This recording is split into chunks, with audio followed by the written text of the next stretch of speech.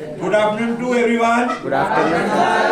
तो आज हम चैप्टर सेकंड क्लास 12 के फिजिक्स के न्यूमेरिकल की प्रैक्टिस करेंगे, लेकिन न्यूमेरिकल की प्रैक्टिस करने से पहले हमें सबसे ज्यादा इंपॉर्टेंट क्या जरूरत पड़ती है बेटा? फॉर्मूले।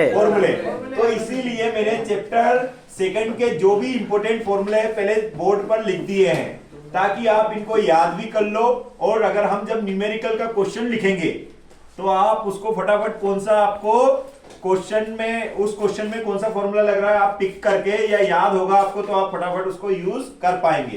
तो देखिए मैंने कुछ फॉर्मूले लिखे हैं, लगभग 16 फॉर्मूले लिखे हैं, और भी एक दो हो सकते हैं, लेकिन जो हमें जरूरत वाले हैं फॉर्मूले में लगभग मैंने सारे ही लिख दिए हैं।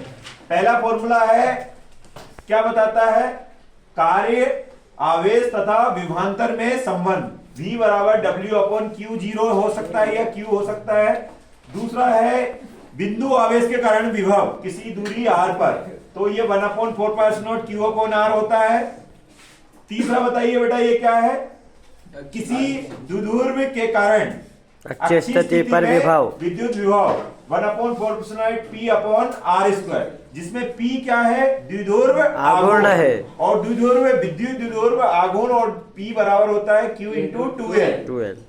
निरक्षीय स्थिति में किसी इलेक्ट्रिक डाइपोल मतलब विद्युत द्विध्रुव का निरक्षीय स्थिति में 0 होता है, तो वो लिख दिया है ताकि आपको याद रहे।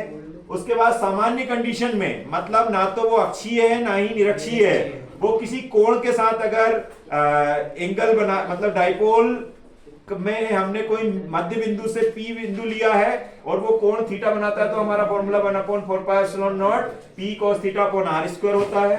फिर स्थितिज ऊर्जा का फॉर्मूला 1/4π0 Q1 Q2/r, ठीक है।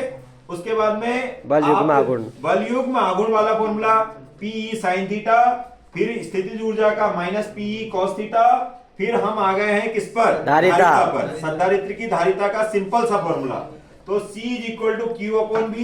फिर आ गए हैं गोलीय चालक की धारिता या गोलीय संधारित्र की धारिता C बराबर 4πε0r। फिर हम आ गए हैं समांतर पट्टिका वाले पर। किस पर आ गए हैं? समांतर पट्टिका पे जब कोई माध्यम जिसका डाइलेक्ट्रिक कांस्टेंट क्या हो? K हो, तो उसका फॉर्मूला होता है C बराबर A/0K/d, जिसमें एक जो एकांक क्षेत्रफल है किसका? प्रत्येक पट्टिका का, और ε0 क्या है? वायु निर्वात की विद्युतशीलता, और K क्या है?